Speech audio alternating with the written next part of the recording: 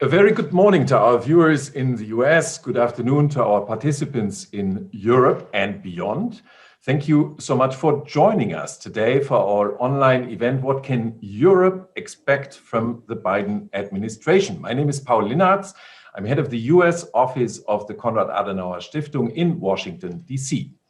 This virtual discussion is jointly hosted by the Konrad Adenauer Stiftung and the American Council on Germany.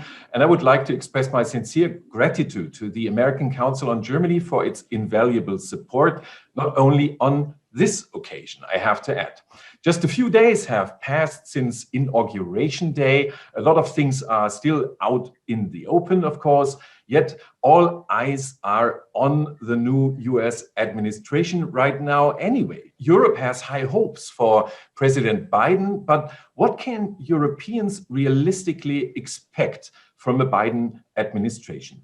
To discuss this question and additional important aspects and implications for the transatlantic relations, I'm pleased to welcome an incredible lineup of panelists. From the US, I'm happy to welcome Dr. Charles Kupchan, Senior Fellow at the Council on Foreign Relations and Professor of International Affairs at Georgetown University. Robin Wright, columnist at The New Yorker, distinguished scholar at the Woodrow Wilson Center, and Senior Fellow at the US Institute of Peace. And last but not least, from Germany, Professor Dr. Norbert Lammert, chairman of the Konrad Adenauer Stiftung and former president of the German Federal Parliament. Thank you so much for joining us today. A very warm welcome also to Steve Sokol, the president of the American Council on Germany, who will introduce our distinguished panelists and who will lead us through today's discussion. Before I hand over the microphone, just a few words about him. Steve has more than 25 years of experience working with non-profit organizations in Europe and the United States, and has spent much of his career working at nonpartisan non-profit organizations focusing on a range of domestic and foreign policy issues in Berlin, Bonn, Pittsburgh, and New York. A true transatlanticist, Steve grew up in London and was educated in Germany and the United States. Steve, the floor is yours. Thank you, Paul. The ACG is truly delighted to partner with the Konrad Adenauer Stiftung today. And as you've all heard, we have a great panel and a large number of registrations. So I know that there is a lot of interest in today's discussion. As Paul said, Europe has high hopes for the new administration. And today we'd like to explore what Europeans can expect from the Biden administration. As a minimum, there will be a change in tone and tenor, as well as greater civility and predictability in an increasingly uncertain global environment. But from day one, much of the administration's attention has been focused on domestic issues, not foreign policy. The new administration has to bring together a divided country and address the simultaneous public health, economic, and social justice crises. Charlie, I'd like to start with you. Dr. Charles Kupchan is, as you heard, a senior fellow at the Council on Foreign Relations, a professor of international affairs at Georgetown University. He also serves on the board of the American Council on Germany. And earlier in his career, Charlie Kupchan served in government, which gives him a great perspective for today's conversation. From 2014 to 2017, he was special assistant to the president and Senior Director for European Affairs at the National Security Council in the Obama administration. He was also Director for European Affairs at the NSC during the first Clinton administration. Charlie, it's great to see you. And what I'd like to talk to you about is an article that you recently posted on CFR's website, where you outlined some of the key priorities for the Biden administration. In it, you said that domestic imperatives should and will take precedence over the international agenda, and that Europe should be prepared for an America that is more inwardly focused. Can you outline for us what you see as the main priorities of the new administration and what this might mean for Europe? Very happy to join you, Steve and Paul, and to have a conversation with Robin and Norbert. You know, maybe I'll start off with a general comment about the importance of domestic priorities and the degree to which that I think the Biden administration will be focused on the home front. You know, we've been through an extremely unsettling, disorienting, painful 4 years. And my own view, and I think others, including the president, share this view, is that our task right now is not to turn our back on what just happened, but to learn lessons from what just happened. And to me, that is, well, we have problems here, and Europe has problems, and our democratic foundations have been shaken by the digital revolution, by declining wages, by economic insecurity. And as a consequence, our first order priority is to address those issues. And as a consequence, I don't think that it's any surprise that in these first few days of the Biden administration, we've heard mostly about racial justice, climate change and green technology, healthcare, investment in infrastructure, dealing with the problem of wages and a proposal to increase the minimum wage. And I'm expecting that this kind of focus on the domestic agenda will continue, and it should continue, because we've gone through a near-death experience here when it comes to American democracy, and we need to solve the problems that led to that experience, because if we don't get our domestic situation right, if we don't fix our internal problems, we're not going to be able to deal with the outside world. Our foreign policy will continue to be unsteady, erratic, and all over the map as power changes hands between Democrats and Republicans. Now, there are many of my Democratic colleagues who would say, yes, Charlie, you're right. We need to focus on these issues, but we can walk and chew gum at the same time, right? We can deal with the domestic agenda and go back to a foreign policy that looks a lot like the foreign policy before Trump. Liberal internationalism, unstinting willingness to solve the world's problems. I don't share that view for three main reasons. First is that, I'm not a fan of Donald Trump, but I think that Trump was astute at tapping in to certain attitudes and sentiments in the American electorate. One of those was that many Americans, including Democrats, feel that the country has had too much world and not enough America. Too many wars, too much free trade, too many immigrants, too many pacts. And he was responding to that sentiment. I think he vastly overcorrected, but he did sense that we had a problem here. And so my first point is Biden does need to be mindful of keeping foreign policy in sync with public attitudes. And to me, that means a lightening of the load and a focus on the domestic front, making American foreign policy work for average Americans. Second point is resources. Yes, I do read Paul Krugman, like I'm sure you do, Steve, and he says we can just spend and spend and spend, deficits, no problem. But I don't think that, we can't spend and spend and spend. And if you look at the wars in the Middle East, the endless wars, we've spent about $6 trillion. We cannot now see our way through a 1.9 trillion stimulus package through Congress. And so there are trade-offs that need to be made. And finally, I think when it comes to a sweet spot, if Biden does want to rebuild bipartisanship and find a way of working with Republicans, to me, that new sweet spot is an American foreign policy that reduces its footprint militarily, particularly in the Middle East, and Robin can say more about this, but that keeps its core commitments in Europe and in Asia. So that's what I'm expecting. I don't think that Biden is going to reverse Trump's decision to substantially withdraw from Afghanistan, Syria, Iraq, and the broader region militarily. I think he'll lean in diplomatically, but continue to pull back militarily. Let me just end by ticking off a few priorities for the transatlantic relationship in terms of discrete policies against the backdrop of what I just said. You know, I think there are four. One is to work together on internal renewal. Our agenda is common.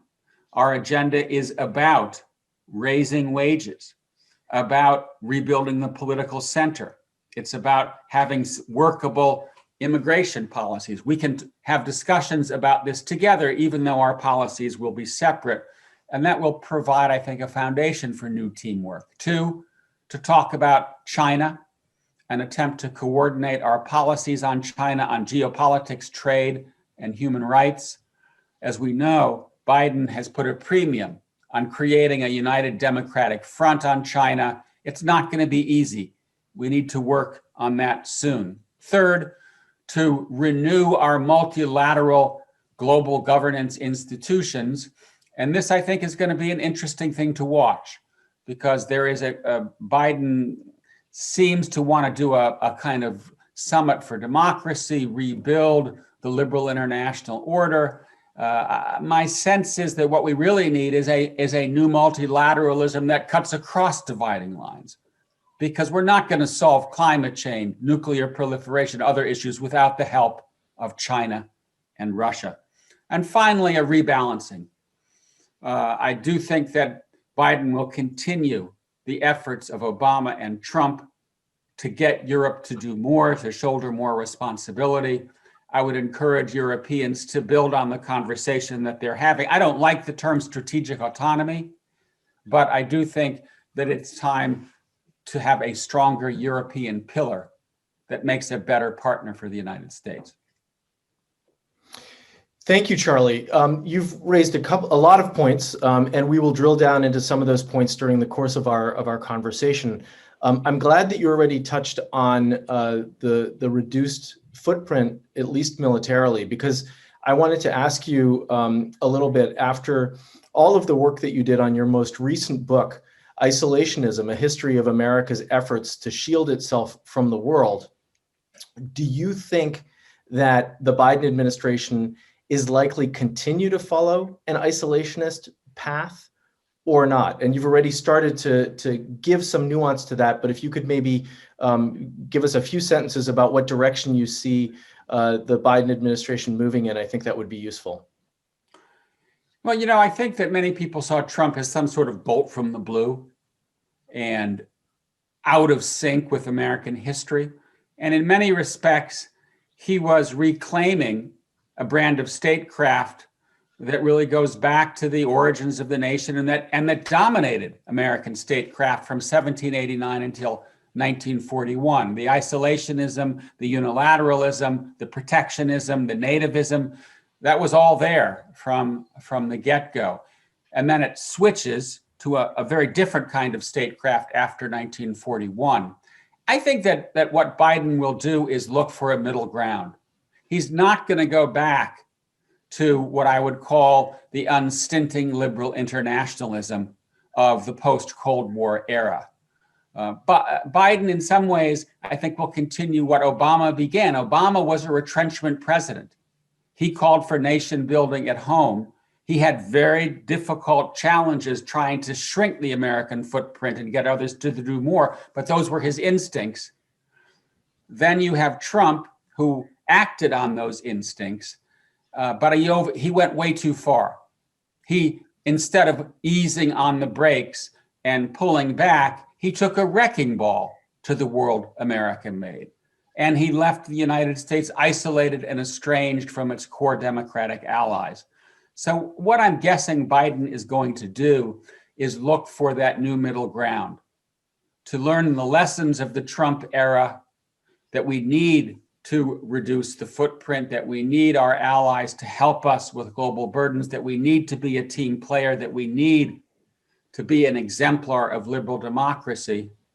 But I don't see him going back to the kind of robust support for America's role as a global policeman that really, in some ways, typifies American statecraft before.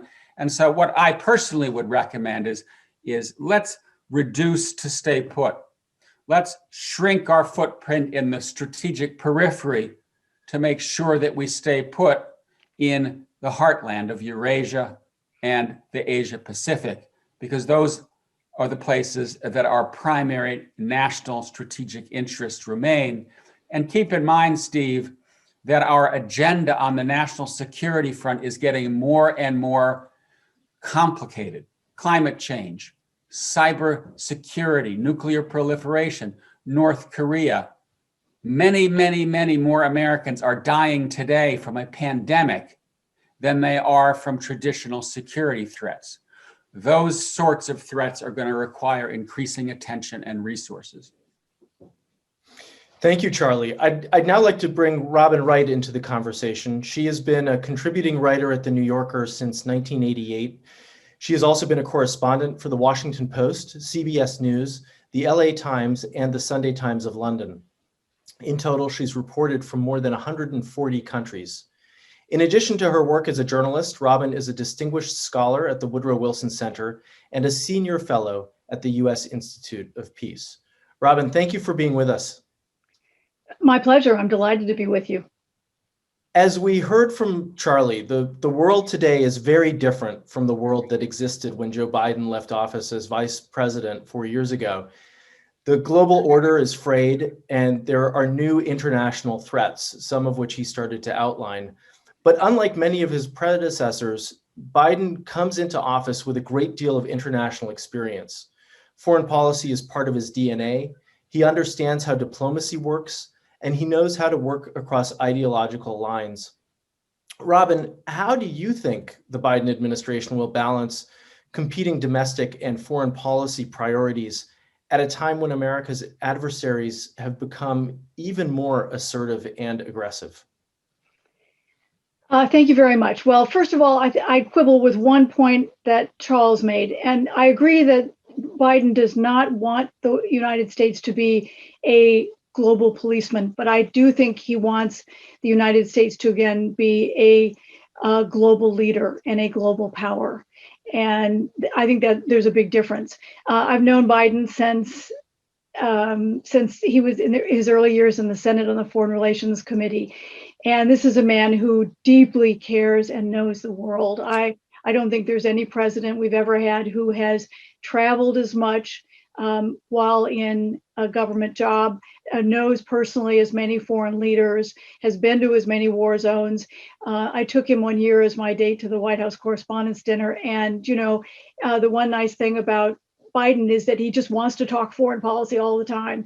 And so this is something that I think is near and dear to him, and that's reflected in the kinds of appointments he's made.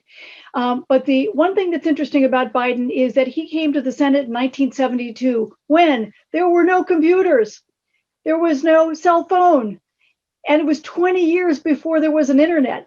This is a man, one of the big questions, of course, is how much can the United States in general, but reflected in this administration, finally move into the 21st century?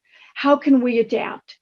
So much of the 20th century in my professional life, the world has been most threatened by nuclear weapons. I interviewed the head of US Central Command last month, and it was very interesting to listen to him say that the biggest threats in his mind to US security, the most immediate threats, are now what he called Costco drones and cyber. And that when it comes to the focus of what are the immediate threats, yes, nukes will always loom in the background, and North Korea and some of the new proliferating countries are going to be a threat. But the things that worry them on a day-to-day, month-to-month, and immediate basis are these other things. And so the world has changed a lot. And it's not just because of Donald Trump's 4 years. It's because it's not just the fraying world order, the change in the strategic balance. It has rising China has fundamentally changed so much. I mean, here's a country that has become ambitious and aggressive when it comes to physical military power. There's a new study out by a British group that predicts that it will be the world's largest economy by 2028, which is 5 years earlier than any other prediction. Technologically, we're getting to the point because of Huawei that there's a potential of a digital iron curtain where countries will have to decide, do they go with American or Chinese technology? And I was in a session recently with a US ambassador who complained that they have no diplomats out in their embassies who can make the case when governments come to them and ask, why should we go with American technology over Chinese technology? They don't have the diplomats to explain that, to make the case. So we're behind the curve, in part because Trump gutted our foreign service, but partly because that's not how we were trained. And it takes a long time to kind of create a new generation to adapt to the 21st century. I think, when I'm looking at Joe Biden, I think there's 7 pillars of his foreign policy, and they have been clear throughout. They kind of are consistent with his lifelong interests. One, the West is back. Europe should be deeply reassured that this is a relationship Biden will take most seriously. He is a pragmatic realist. He wants to breathe life into the relationship. He wants to, the second pillar being, he wants to, pool our resource as allies. And I think this will be, strengthening NATO and engaging more with NATO and making it more high profile. In part because we see China becoming more aggressive, and the United States can't do it alone. We need the bulk of the West. The third pillar, I think, is rejoining and strengthening the accords, the fabric, the infrastructure of the global order. We've already seen that with rejoining the World Health Organization, the Paris Climate Accords. This morning, the White House announced that Rob Malley will be the new special envoy for Iran, and that's going to be trying to navigate a way back into the Iran nuclear deal. And of course, he's talked this week to Vladimir Putin in his first call to extend New START. So the fourth pillar being on human rights, and I think this is one that will be a central plank shaping his policy. It's been very interesting to see how either Biden in his campaign or his staff, since they've been appointed, have made a point of going on social media or speaking publicly about some of the famous human rights cases around the world, whether it's Navalny in Russia, Nasrin Sotoudeh, the kind of Mandela of Iran, that they've highlighting the cases of people who are on death row because they were political prisoners. And I think you'll see a lot of talk about that, some energy devoted to that, and not just talk. Fifth, I think he's going to be much tougher on dictators. I mean, beware MBS in Saudi Arabia and El-Sisi in Egypt. Orban should be looking, and Duterte for, and Erdogan for, you're not going to get any handshakes and warm welcomes, whether it's at UNGA. They will be polite, but not engagement, not buddy-buddy. Six, I think President Trump talked about some African countries using an expletive, which I won't repeat. And I think you'll find that, in fact, Biden will be very attracted to trying to help those countries that are smaller. They have less power. They have fewer resources. He has a kind of a good guy heart or a bleeding heart, but he doesn't want to overlook them, as happened for so long. And finally, he's an unapologetic globalist. Now, he's a little idealist, and even though he's a realist,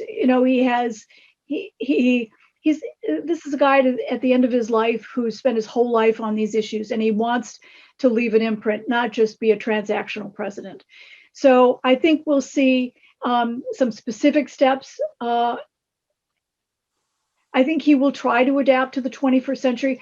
I'm not sure that anyone, given our plodding democracy, the size of our country, and our deep domestic divisions right now politically, that we can rally the spirit to do that as we could after 9/11 or after World War II. I think that's going to be a real problem, and that he's going to keep getting diverted by our domestic scene. But I think he is committed to being an international player, energetically so. And Tony Blinken, let me tell you, I'm on the White House, State Department, Pentagon press list and so forth.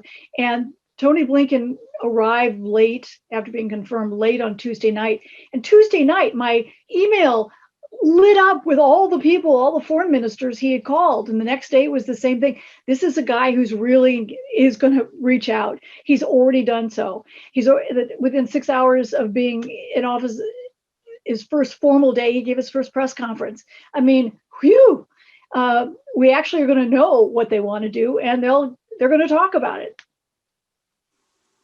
Robin, I think you raise an extremely important point. Despite the domestic challenges that Charlie was talking about at the outset that will undoubtedly require a great deal of attention by the Biden-Harris administration, if you look at the folks who are at the State Department, who are coming in and will be doing foreign policy and national security issues, there are very experienced people in that team, including Tony Blinken at the top, Wendy Sherman, Toria Nuland, very experienced people. I'm glad that you touched on the Middle East and that you touched on JCPOA in specific.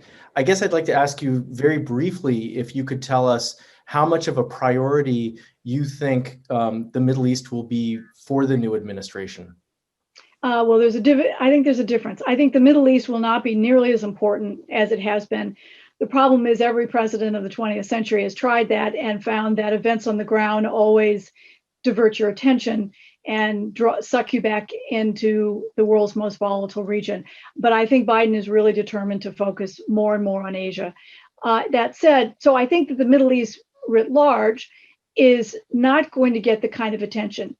I think Iran is the exception to that, because this is an issue that has less to do with the Middle East than it does with proliferation.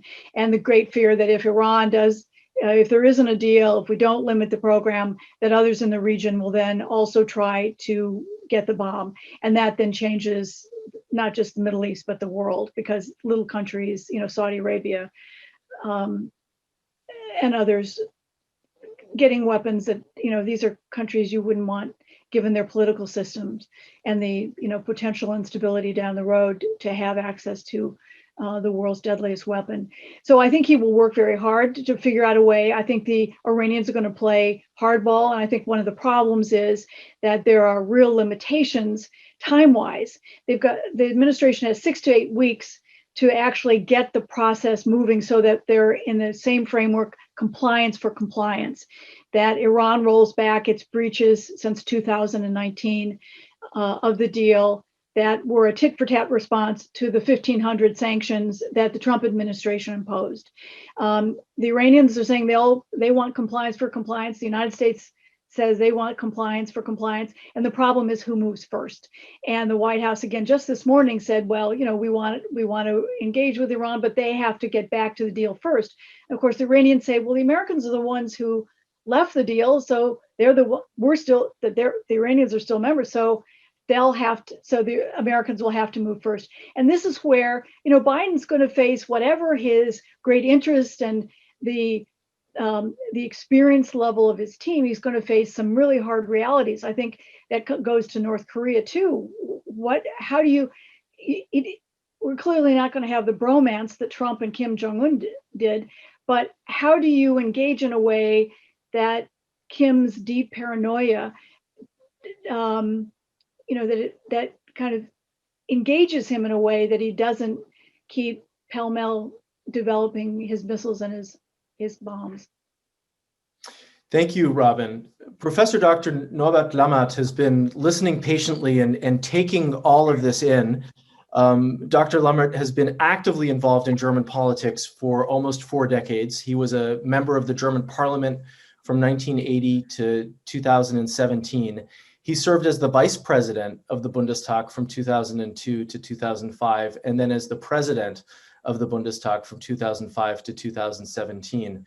Between 1989 and 1998, he held the position of parliamentary state secretary in several key government agencies, including the Federal Ministry of Economic Affairs. and he has been the chairman of the Konrad Adenauer Stiftung since January of 2018. Herzlich willkommen. Thank you. Dr. Lammert, we've heard these fantastic assessments from Charlie and Robin about the priorities of the Biden administration and the global environment that faces the new administration as it comes into office. How did all of this resonate with you? And to pick up a question that's been coming through from a number of our viewers, we've been hearing from an American perspective about what Europe might expect from the US. But are there expectations that Europe has of this new administration at this time? Definitely. Thank you for the opportunity to participate in this conference. I don't have to inform you that a vast majority of Europeans and nearly the whole political class rejoiced the outcome of the presidential elections in the United States. There was and still is a great relief that the most complicated, if not disastrous, period of transatlantic relations has gone now, and we have a new perspective for new common interests. 2 years ago, nearly precisely 2 years ago, Joe Biden promised at the Munich Security Conference, we will be back. And in the meantime, he is back as a person, as the elected president, now already in office of the United States. And the expectation of most Europeans is that he will bring America back on the international scene, particularly, of course, to bring America back in a vivid and ambitious transatlantic relationship. It is certainly fair to say that over the first, let's say, 4-6 weeks after the election day in the United States, we had probably unrealistic expectations, being the result of the relief that Trump is not re-elected, and a particular expectation with a new person and not any new American president, because it is true, this is also a European perception of Joe Biden, that he is not only a very experienced person in general, but has particular good personal contacts to a lot of Europeans in leading positions and institutions, and seems to be interested in keeping this network and using it for developing a policy. I should perhaps, and I should perhaps add to these huge expectations that in my understanding, we have a change of expectations since the first days of January. And definitely the unbelievable events on Capitol Hill on the very day on which the outcome of the election should have been just ratified, with all the events which have taken place, definitely have reduced expectations and made more people aware that this president definitely will have to concentrate himself and a lot of resources of his policy in reconciliating his country, rebuild institutions.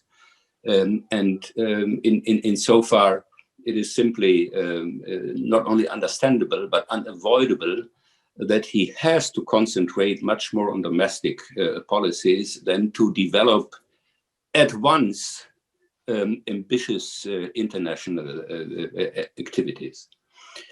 I would like to refer to the four priorities which Charles Kupchan has explained. And given these four priorities, I see at least two identical projects and two other with at least similar orientations. The two identical interests are China and multilateral institutions. This is a priority point of the European agenda, as it has unavoidably to be a prominent point of the agenda of the new American administration. And we should be aware on both sides of the Atlantic Sea that neither the United States alone nor Europe in the state in which it is can seriously define and implement a new framework for the relationship to China in particular, and for new conditions of serious, reliable multilateral order in trade policy, in military activities, and whatever you might think about. The two other points are rebuilding institutions. There are not identical, but interestingly enough, similar necessities in Europe and the United States. And as far as the relationship between Europe and America is concerned, I think we have to rebuild trust mutually. I guess there is not only a remarkable lack of trust on the American side as far as American positions are concerned, given to the behavior of the Trump administration. I wouldn't be surprised if there is only a remarkable amount of mistrust as far as Europe is concerned. And this leads to the last point, rebalancing. Yes, it's unavoidable that if we have a common interest and if we have common projects, which we hopefully have for the next years, we have to include very soon a serious and ambitious rebalancing of efforts, of duties. Who is responsible for what? Who can take which share of which activities and projects? And insofar, the best message is that we now have an American president who has demonstrated over decades that he is open for such questions and being prepared to make contributions for ambitious answers. And none of these answers are already available, but we have now a chance to find them jointly. Thank you, Dr. Lammert. I would like to fold in a viewer question. One of our viewers is curious as to whether or not Europe in general and Germany in specific is ready to cooperate with the Biden administration to try to develop a common approach to global challenges like China, like Russia. And in light of the fact that the CDU-CSU faction in the Bundestag recently published a policy paper outlining 10 points for revitalizing the transatlantic partnership, I'd like to ask you for your thoughts on a willingness to really strengthen German-American cooperation in dealing with some of these thorny problems. Well, I'm really grateful for this question, and particularly for your added remark as far as the position paper of the CDU fraction in the Bundestag is concerned.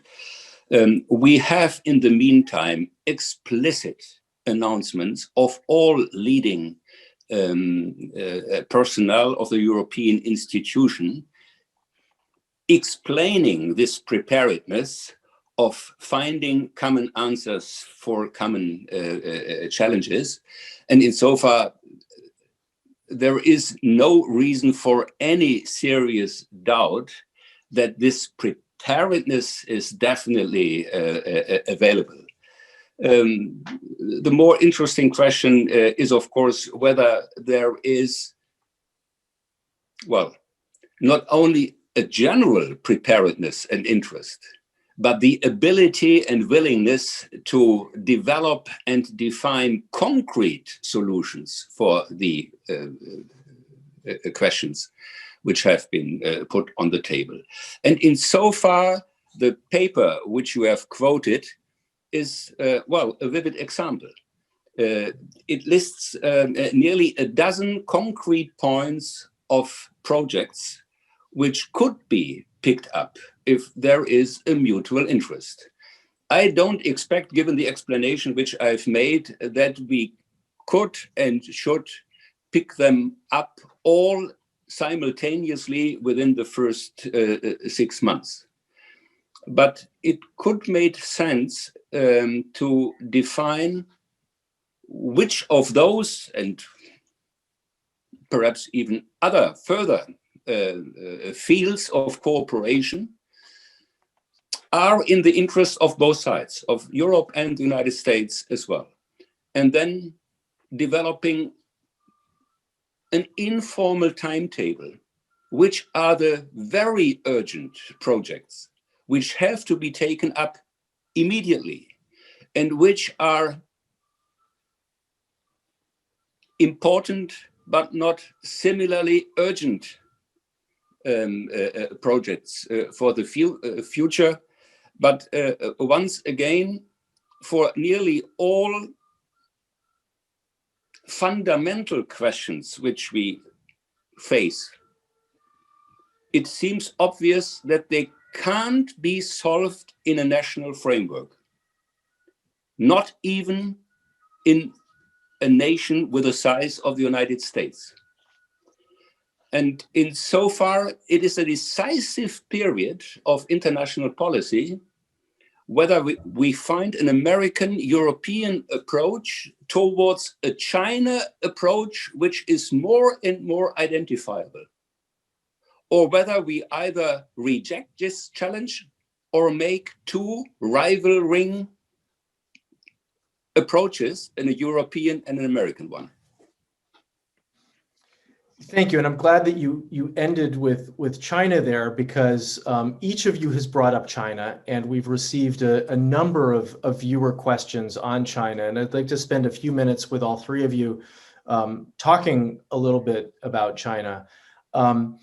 In essence, I guess, or one of our viewers wrote in that before the election in foreign affairs, Joe Biden argued that the US should lead a coalition of nations in standing up to China.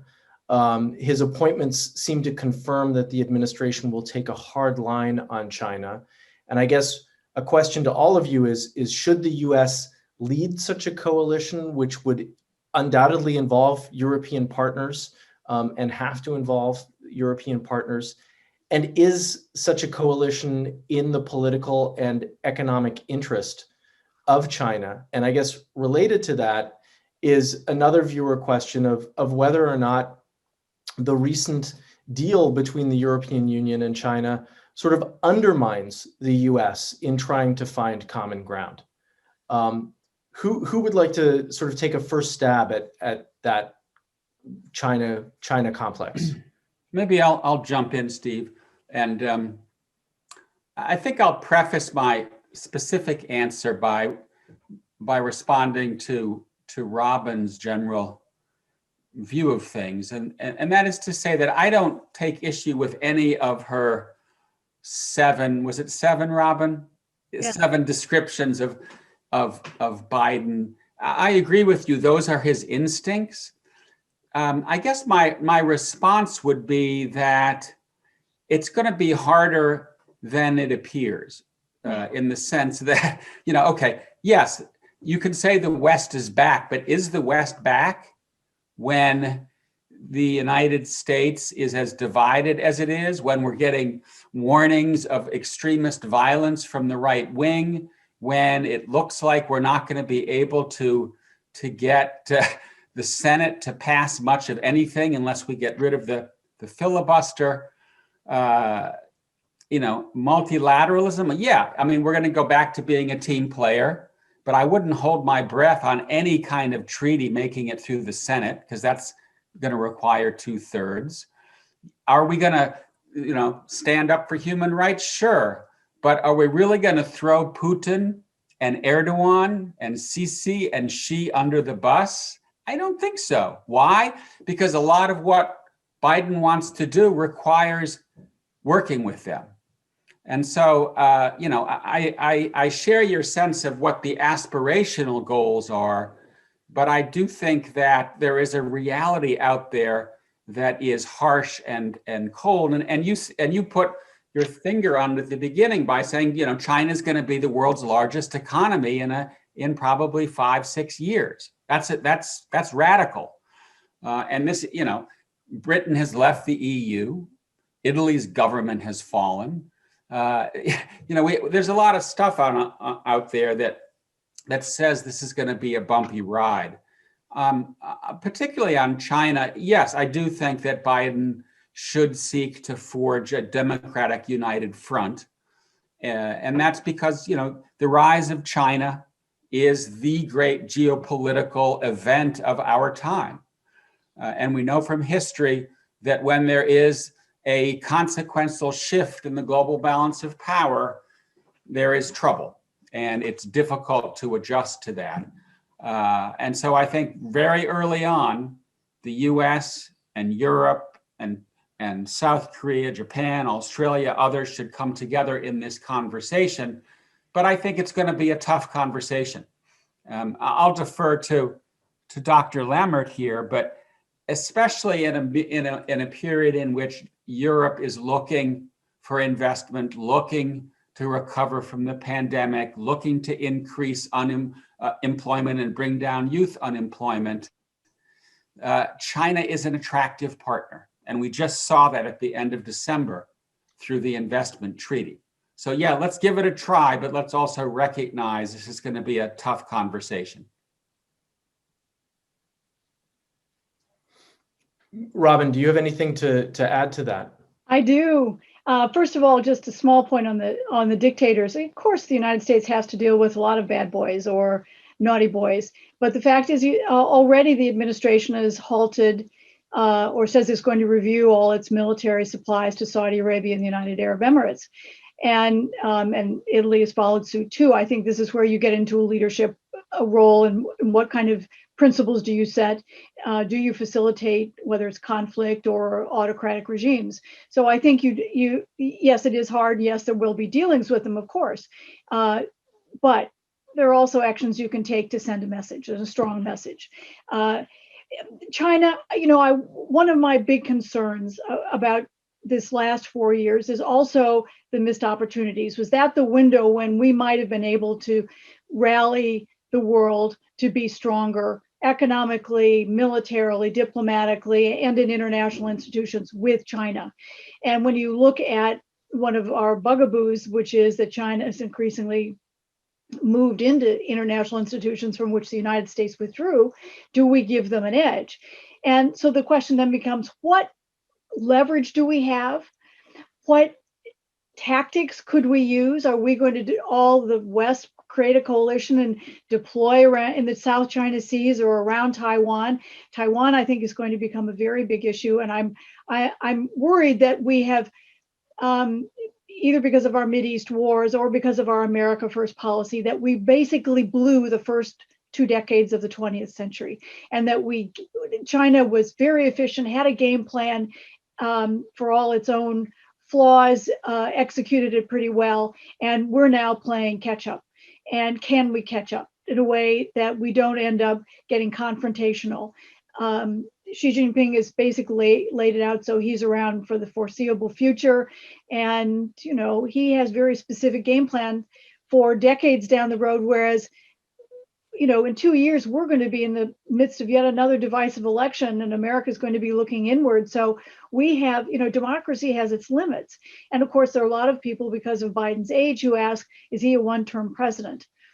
And then he has the even bigger problem, and that is proving American credibility. And it'll take more than 1 or 2 terms of Joe Biden to prove that America is a credible ally, partner, or actor, because we have flip-flopped, and not just between Biden and Trump, and now to, I mean, Bush to Obama to Trump to Biden.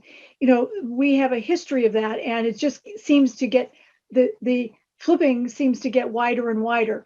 So I think there are a lot of, you know, questions. I agree with Charles completely about how the hard slog ahead. My 7 pillars were to define at least what are his goals. I don't think you could figure out beyond America first what a pillar of Trump foreign policy was. So I think that this is, again, at least you have principles. You have a team that walked into office that first day and knew how to operate their emails, how to communicate with each other, who the other one was. When Trump's folks came into office, they didn't even know each other. And so that's not going to make it any easier, but it's going to make us more efficient. And I think for a plotting democracy, a big democracy like ours, that's an important factor. I think he will get some things done, but I think the domestic issue and the fact that China is such a power is really going to slow us down. Thank you. And Dr. Lammert, any comments on the China question? 3 short remarks. Firstly, I agree completely that we should rather expect tough conversations, but this is definitely better than the period of non-conversation, which we hopefully have overcome now. Second remark, I'm not at all concerned, not at all surprised, but a bit concerned that we talk nearly exclusively about China with no word on Russia. By the way, Putin is all around for the foreseeable future as Xi Jinping. And although I am aware, as everybody else, that we have definitely different capacities and capabilities comparing Russia and China, we shouldn't underestimate the ambition of Putin. And the more we demonstrate that Russia doesn't play any significant role, the more he tends to demonstrate the contrary. So just in addition to the necessary priority of our China orientation. And the last remark, I have been asked, what about the agreement between the European Union and economic agreement between the European Union and China? Well, I'm not happy on the date on which this agreement has been completed, but you should be aware it has been negotiated since months, if not years, and should have been decided upon in the first months of the German presidency of the European Union, which means the second half of last year. Then it seemed as if there wouldn't be any agreement at all. And at the end, perhaps with some political speculation of the implications on China's side, they have accepted the agreement in the very last moment. In substance, it eliminates some of the very unfavorable trade conditions for Europeans as far as their engagements in China is concerned, not less and not more. I don't see any hurdle as far as a necessary broader common approach between the US administration and the European institutions toward China is concerned. Thank you. I want to, and also thank you very much for highlighting the role of Russia. Yes, in our conversation, Russia has not played a central role, and yet in many of the discussions that I've been participating in, listening in on, it seems that right after China, Russia, climate, global governance, multilateralism are all topics that come up where the U.S. and Europe need to collaborate. We've not talked very much about the economic ties between Europe and the U.S. in our discussion today, and several people have raised a couple of questions in the chat function and in Q&A. One of our viewers is curious whether or not any of you believe that the Transatlantic Trade and Investment Partnership, or TTIP, might be revived during the Biden administration, or whether that's hopelessly over. But another person picks up on some of the tough issues that Norbert Lammert was talking about before. She writes, or she asks, whether under the Biden administration, the US and the EU will be able to resolve some of the, quote, smaller thorny issues like Nord Stream 2, Boeing Airbus, digital taxes, and questions whether or not the US-EU relationship with regard to trade will evolve further, or whether the best that we can expect is a status quo of where we are right now without a further deterioration of trade ties. Dr. Lammert, you were nodding your head for a moment there. Do you want to take a first stab at these questions about the transatlantic economy? Well, again, even including the expanding volume of trade with China, the economic ties and economic trade volume between all European countries on one side and the United States of the other side will keep their high and if no longer dominant, but definitely high importance. This includes some problems, traditional problems and new problems. As far as the Boeing Airbus question is concerned, this is a stable framework problem of economic relations between America and Europe. I have been coordinator of the German government for aerospace activities for some years, so I'm still acquainted with the unsolvable competing interests of both sides, which at the end always have been solved. And my expectation insofar is that this probably will be the case in the foreseeable future. The Nord Stream 2 issue is of completely other nature. It's neither a stable problem, an everlasting stable, nor it is an unanimous,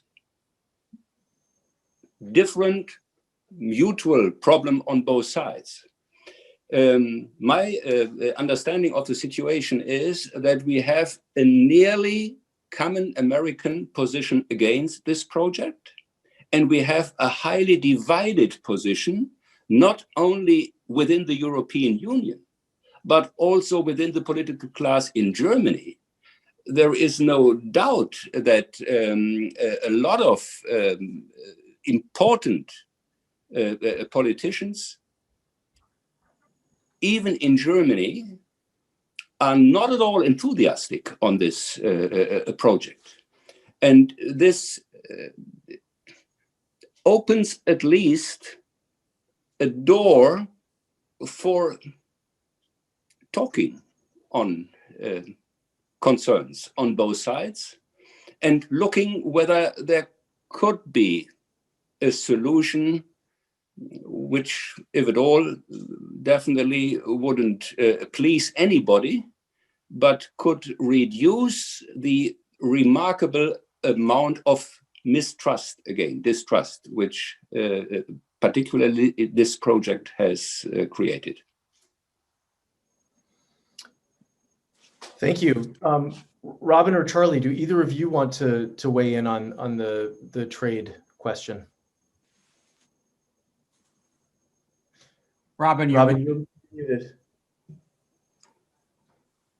Sorry, I'm not an economist, so I defer to Charles on this. The one thing I would say, and it goes back to the comment on Russia. Russia's economy is the size of Italy's, and so it's just not going to be as much of a player. Russia is going to be a constant nuisance, I think, for the Biden administration. But when it comes to issues of trade, this is where China has, again, so much leverage. They've kind of quietly bought us out over the decades. And that's true of so many other countries around the world. But Charles is the real expert on this. Yes, I mean, I'm not expecting to see much movement on the transatlantic trade front, with the exception of the potential takedown of tariffs that Trump put into place. But when I kind of look at what I think Biden is going to be focused on, a lot of it is on trying to continue to build support in the American heartland, the white working class, those people who have been hit hard by the loss of manufacturing jobs. And that means, in my mind, to focus on China and not on trade liberalization, which is and trade between the U.S. and Europe is already generally free, very low tariffs. And so, I think that the prospects for some sort of serious movement on the U.S.-EU trade front or the U.S.-UK trade front are low, and I don't see free trade being an issue for this administration, at least in the first couple of years in office. I mean, let's be honest, among Democrats and Republicans alike, free trade right now is not something that folks are talking about. And Charlie, do you have any thoughts on the Nord Stream 2 question and sort of what the Biden administration's take on that might be? It's a very tough issue. I think that the Biden camp will probably continue to oppose it and take a hard line on it. My sense is that right now things are sort of on hold, that it's not as if they're about to turn on the spigot and the gas is about to flow. So that gives us a little time to breathe. Under the best of all possible circumstances, I would like to see a US-EU effort to improve relations with Russia. And that requires working on the Ukraine problem, Donbass. And I think the Biden camp will lean into deeper engagement on Ukraine. And the other thing I'd just throw out there is that as part of the Biden administration's focus on China, it's at least conceivable to me that at some point there would be an effort to pull Russia westward and to drive home to the Kremlin that their real long-term geopolitical threat doesn't come from us. It doesn't come from NATO. It doesn't come from Germany. It comes from China. My own view is that eventually the Russians are going to come to that conclusion. It's just a question of when and whether Putin, who essentially governs on a Eurasian nationalism, stand up to the West, be a bad boy platform, would ever be able to pivot. I'm skeptical. Thank you, Charlie. As we start to wrap up, I would like to ask each of you a different question, drawing from some of our viewer questions to try to accommodate as many of those questions as possible.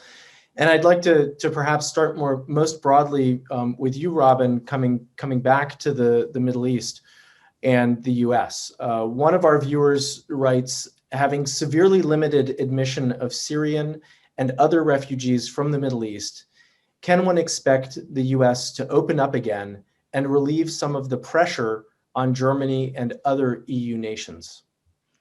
Well, the president lifted the Muslim ban. I think that was a first step, a positive step. The fact that he made that a first day priority was very striking. And I think that Joe Biden knows the Middle East very well, very, very well. And I think this is a place where he will do what he can to help alleviate. Will that do enough for the European to make the Europeans feel like there is relief? The challenge is that if the US opens its door, lifts the Muslim ban, that there will be even more people who want out, and that the numbers will increase, so that it's not dealing with a static number and trying to make sure that the West divvies them up, especially given the costs of the war and the fact that no one wants to participate in the reconstruction of Syria or Iraq, and I think there may be movement on the Yemen war, where are the resources to rebuild, and therefore the losses, the sense of this is not a society that worth investing in, trying to leave it, I think will be greater. So I think that immigration is going to be a big issue still to come, with even more numbers for everybody. Thank you, Robin. Charlie, I'd now like to come to you with a question related to Europe, or actually two questions that I'm going to try to fold together. One of our viewers writes, can Europe expect more support for the idea and the ideals of the European Union from the Biden administration than it received from the Trump administration with its efforts to support Brexit and undermine the integrity of the Union? And another viewer would like to know how the Biden administration might respond to more authoritarian regimes in Europe, like Hungary and Poland. Can you talk a little bit about, certainly we all know that Joe Biden is very supportive of the European Union as an institution, but how might that play out?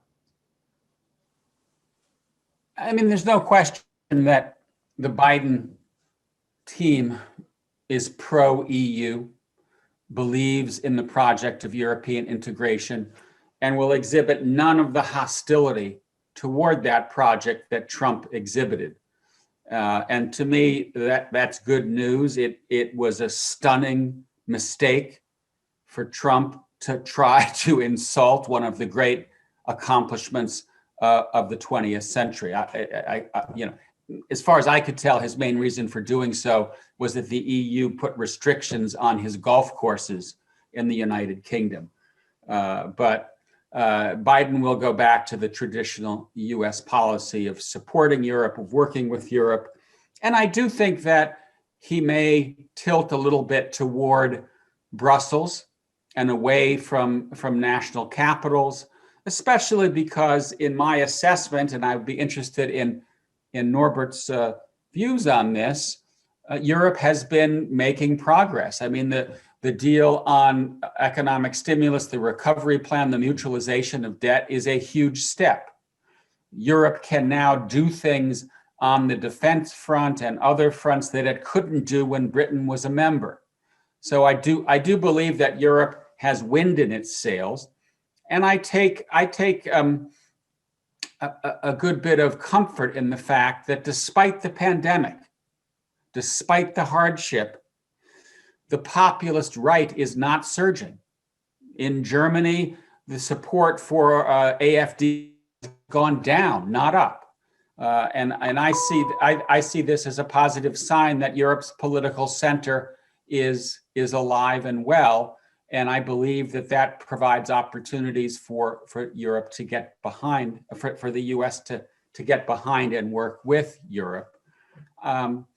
Maybe I'll just end with a question to Norbert, and that is, I'm interested to hear about the post-Merkel era. Merkel has dominated European politics for more than a decade.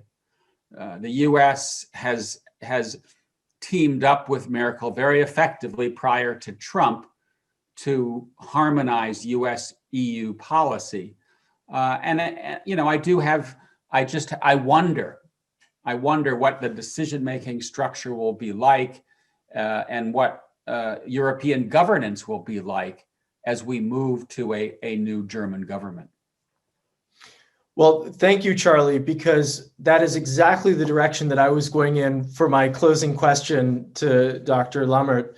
We've had a great deal of interest from our viewers on what's going on in Germany and specifically what's going on in the CDU. Of course, it is an election year in Germany.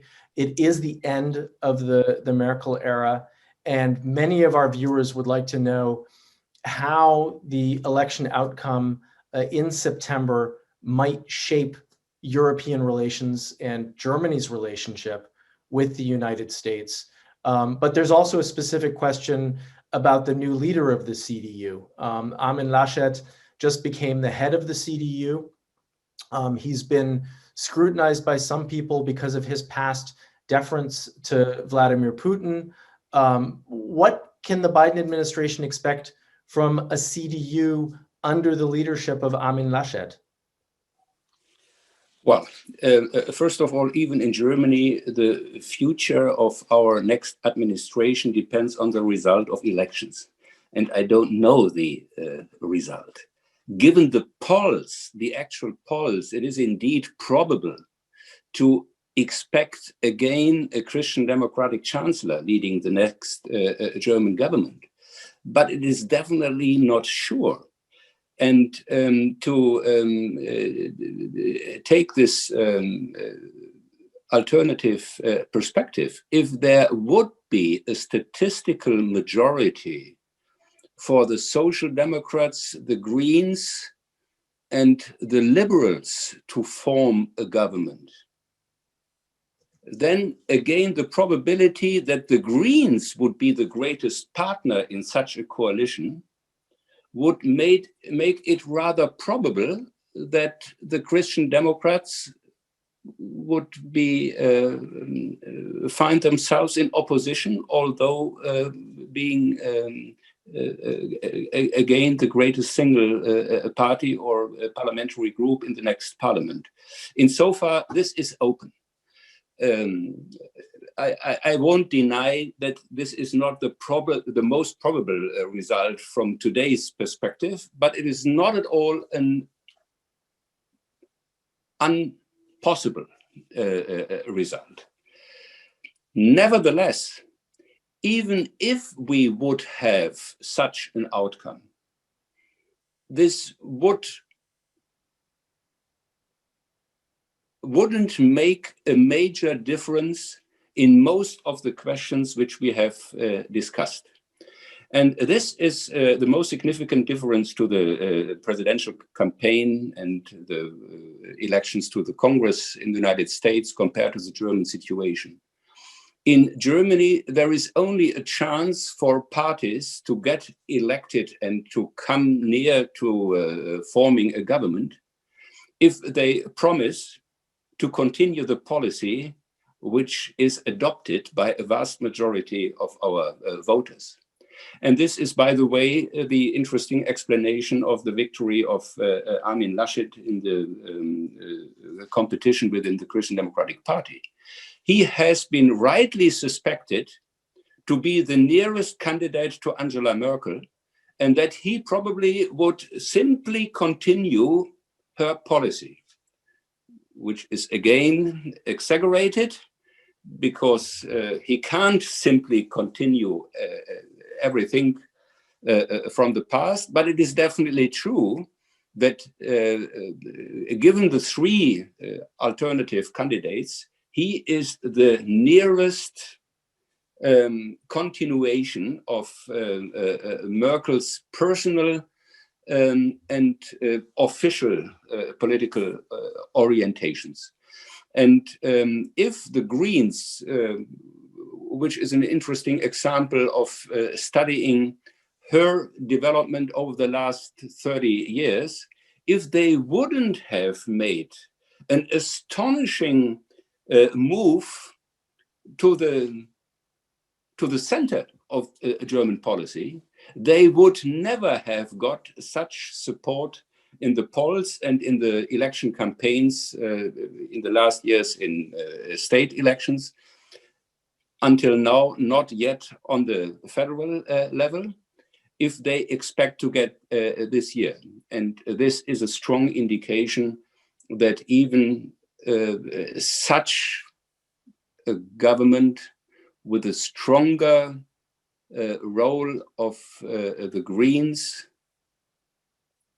would definitely not find completely new orientations as far as German-American relations, trade policy, foreign policy is concerned.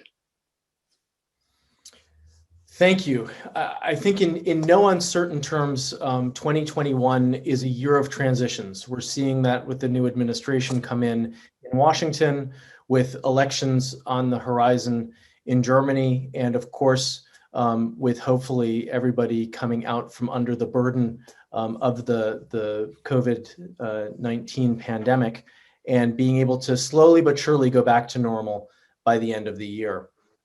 I want to thank you all on behalf of the American Council on Germany and the Konrad Adenauer Stiftung for this incredibly thoughtful and thought-provoking discussion. We covered a lot of ground, but we've certainly not answered all of the questions and could have continued for much, much longer. But Robin Wright, Norbert Lammert, Charles Kupchan, thank you for participating in today's event. I've learned a lot, and I think our viewers have as well.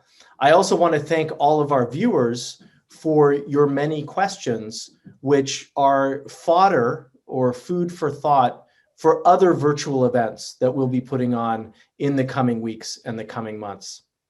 Let me just close by wishing you all well, stay healthy, and have a good weekend. But thank you very much for joining us today. Thank you for hosting, Steve. Nice to see everyone.